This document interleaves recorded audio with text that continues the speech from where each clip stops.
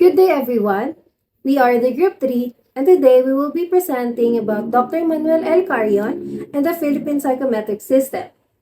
I am Maria Jillian Namok, together with my group mates Jill Frederick Ocampo and Daniela Macapagan. In our report, we will cover three key areas. First, the historical background of Dr. Carreon. Second, his contributions to psychometric in the Philippines. And third, the updates and legacy of his work that continue to influence the field today. Once again, good day everyone. For my part, I will be discussing the historical background of Dr. Manuel L. Carreon, who is regarded as the pioneer of psychometric testing in the Philippines.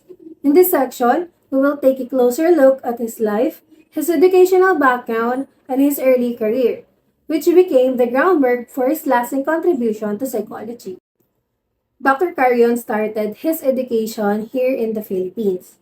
He studied at the University of the Philippines Junior College, and in 1917, he graduated with honor in Bachelor of Arts.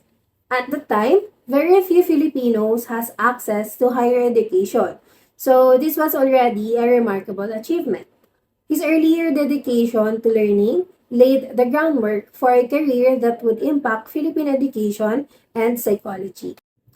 After finishing in UP, he went to United States to continue his studies under a government scholarship. He enrolled at the University of Nebraska Teachers College. In 1920, he finished his Bachelor of Science in Education. More than that, he was awarded Phi Beta Kappa Honors, one of the most prestigious academic distinctions in the United States. For a Filipino student in the 1920s, that was an extraordinary recognition of his brilliance. His educational journey did not stop there. He pursued graduate studies at the University of Minnesota. In 1921, he earned his master's degree in educational psychology and administration. And by 1926, he completed his PhD in education. His dissertation was entitled Philippine Studies and Mental Measurement. This is significant because it was one of the first works to focus on testing among Filipinos. So rather than simply relying on Western data, it marked the beginning of a more localized approach in psychology and education. So after finishing studies abroad, Dr. Carreon returned to the Philippines. He became a psychology instructor and clinic director at the Philippine Normal School, which one of the leading institutions for teacher education. Later, he also served as a professor at the University of the Philippines. During this time, he began applying what he had learned in the United States, but adjusted it to the needs of Filipino students. His work signaled at the start of developing a psychometric system that was relevant and appropriate for the Philippine settings. So if we look at the timeline, we can see how each stage of his journey prepared him to become a pioneer in the Philippine psychometrics. From UP to Nebraska to Minnesota and back to the Philippines.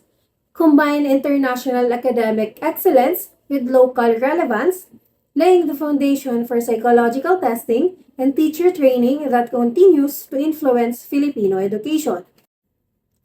So, that is the historical background of Dr. Manuel L. Carreon, his education and early career. These experiences shaped him into the pioneer of psychometric testing in the Philippines. This ends the discussion on the historical background of Dr. Manuel L. Carreon. Now, to give us a deeper understanding of his specific contribution to psychometrics in the Philippines, I will pass it on to my group mate, Jill Ocampo, who will present the next topic.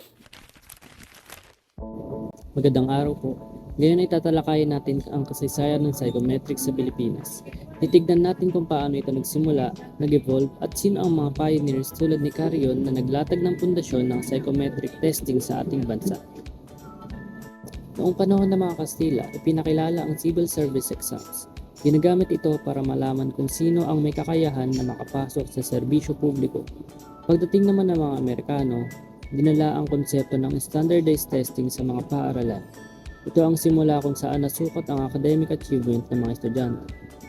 Halimbawa, kung gusto mo magtrabaho sa gobyerno noong Kastila, kailangan mong pumasa sa pagsusulit para itong unang version ng ating modern civil service exam. Pagsapit ng 1920s hanggang 1930s, nagsagawa ang Department of Education ng nationwide academic surveys para makita ang kalagayan ng mga estudyante sa buong bansa. Kasabay nito, nagsimulang maitatag ang mga psychological clinics tulad ng kay Dr. Sinforosa Padilla na nagbibigay ng assessment at guidance sa mga estudyante. Parang natin ngayon, pero noon ay mga pioneering surveys pa lang para makita ang mga strengths at weaknesses ng mga mag-aaral. Sa huling bahagi naman ng 20th century, mas naging formal at mas kumalat ang psychometric testing. Noong 1971, inilunsad ang FAPE College Entrance Test o CET sa pamamagitan ng Fund for Assistance to Private Education. Noong 1976, pumasok ang NCEE o National College Entrance Examination bilang admission filter sa kolehiyo. Itinatag din ang CEM o Center for Educational Measurement noong 1978 na siyang gumawa ng norm test tulad ng NMAT. Noong 1980s naman lumabas ang ASPA o Asian Psychological Services and Assessment na gumamit ng mas scientific na paraan gamit ang item response theory at rush models. At sa Psychology Act of 2010, nagkaroon na ng regulasyon at licensure exams para sa psychologists at psychometricians. Halimbawa, kung gusto mong maging doktor, kailangan mong pumasa sa NMAT o National Medical Admission Test. Ang ganitong klase ng standardized exam ay may ugat sa mga institusyon gaya ng CEM at ASPA. Sa kasalukuyan, ginagamit ang psychometric sa iba't ibang paraan. Mayroon tayong national exams gaya ng NAT, NCAI, at mga licensure exams para sa iba't ibang profesyon. Mayroon ding private organizations tulad ng CEM na gumagawa ng reliable exams para sa mga paaralan. Ginagamit din ito sa specialized testing gaya sa academic, vocational at clinical. At dahil sa teknolohiya, mayroon na rin computer-based at adaptive testing na mas personalized at mas mabilis ang resulta. Isa sa pinakaunang pioneers ng psychometric sa Pilipinas ay si Carreon. Siya ang naging chief ng Measurement and Research Department ng Bureau of Public Schools noong 1928 to 29. Sa kanyang master's thesis, noong 1921 pinag-aralan niya ang standardized testing sa Philippine Public Schools. Sa kanyang PhD dissertation na Philippine Studies in Mental Measurement noong 1926, inangkop niya ang mga psychometric tests para sa konstekto ng Pilipino. Noong 1928, inilunsad niya ang Philippine Educational Achievement Test, ang kauna-unahang nationwide standardized exam sa bansa. Dahil dito, nahubog ang mga entrance exams, guidance counseling at educational research sa Pilipinas. Isipin nyo, kung kunin ng mga estudyante sa US at Pilipinas ang parehong test, magkaiba ang magiging resulta. Naipakita ni Carreon na kailangan natin ng sariling norms na akma sa mga Pilipino, hindi lang basta imported na tests. Thank you so much, Mr. Gelocampo, and good day everyone. I am Daniela Macapagal, and now I will be presenting the update and legacy of Dr. Manuel L. Carreon, focusing on how his work continues to influence education, career guidance, and professional assessment in the modern Philippines. Dr. Manuel L. Carreon is widely recognized as the pioneer of psychometrics in the Philippines. His groundbreaking work laid the foundation for modern psychological testing and measurements, shaping how assessments are designed and applied today. His legacy continues to influence education, career guidance, and professional assessment through the development of reliable testing standards, evidence-based evaluation methods, and tools that help match individuals' abilities, interests, and personalities to their academic and career paths. Dr. Carreon's contribution remains vital in promoting fair, accurate, and meaningful assessment in schools, workplaces, and professional settings across the country. Dr. Carreon's psychometric principle remains central to important exams like the UPCAT, College Admission Test, NCAE or Career Guidance for High School Students, and NMAT or Medical School Admission Test. With modern technology, testing now includes computer-based and adaptive formats, improving efficiency and personalization. His work has also extended beyond education into HR assessments, employment screening, and clinical psychology. And today, psychometrics had advanced with technology, shifting from paper tests to computer-based platforms that offer faster scoring and immediate feedback. Adaptive assessments now adjust question difficulty in real time, providing more accurate and personalized results. New tools like mobile apps, online surveys, and data analytics have also expanded the field, making psychological assessments more precise, efficient, and accessible across various settings. Yet, the principles remains the same. Fairness, reliability, and scientific accuracy, values that Carreon first emphasized nearly a century ago. Dr. Manuel L. Carreon built a lasting legacy of fairness, objectivity, and reliability in psychological assessment. His principles continue to guide college entrance exams, career guidance programs, licensure examinations, HR assessments, and clinical testing, ensuring that evaluations remain accurate, equitable, and meaningful in both educational and professional settings. Dr. Carrion's work bridges the past and present of psychometrics in the Philippines.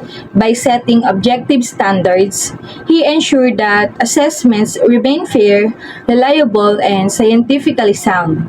His principle continues to shape modern education and career guidance, provide the foundation for licensure and HR testing, and promote fairness and objectivity in all forms of evaluation, proving the enduring relevance of his contributions. It is truly remarkable that a Filipino scholar from the early 1900s laid the groundwork for modern psychometrics. Nearly a century later, Dr. Carrion's contribution remains central to education, psychology, and national development, earning him recognition as the father of the Philippine psychometrics. Dr. Manuel L. Carreon laid the foundation of Philippine psychometrics through his international training and early career, shaping psychological testing and teacher training in the country. Along with pioneers like Fund of Assistance to Private Education, Center for Educational Measurement, and Association of School Psychologists of the Philippines, he established standardized testing practices that evolved from the Philippines' colonial roots in civil service and academic exams. And today, psychometrics practices are regulated under the Psychology Act of 2010 and are widely applied in education, career guidance, licensure exam, and professional assessments. Dr. Carrion's principles of fairness, objectivity, and scientific rigor remain central, preserving his last legacy in the Philippine psychometrics. And that would be all for our group presentations, and we hope you learned something. Thank you so much.